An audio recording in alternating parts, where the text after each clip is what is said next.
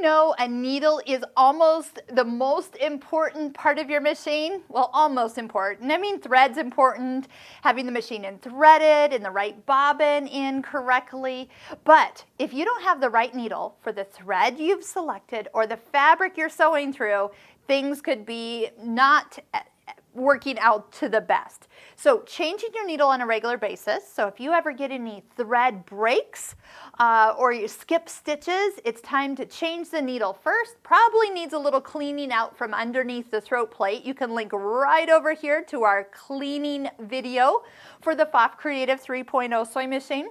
That will really help you understand why you need to clean. But one of the things you can use is the multi-purpose tool that comes with this machine.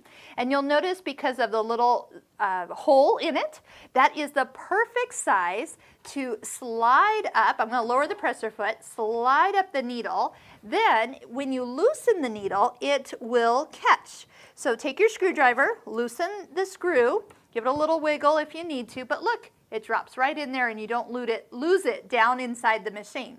So as your new needle is placed in there, flat side to the back, you can bring the tool, I always put the point in first, down in the foot, and that will help give me a better feel of where to bring it up. Hold it in place and then tighten the screw. You can tighten it with your fingers a little bit, but then give the screwdriver just a slight turn, not a lot. If you really crank on this screw with this screwdriver, you'll probably eventually strip this screw, that's a lot of words, and then it won't hold the needle in any longer.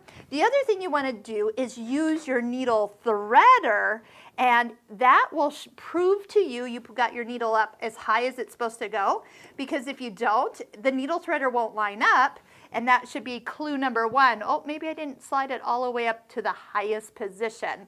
Lift up your presser foot, slide that underneath, do a little test sew, and you should be good to go. Check out all of our needle videos also right up here in this top corner and learn everything about which needle for which fabric.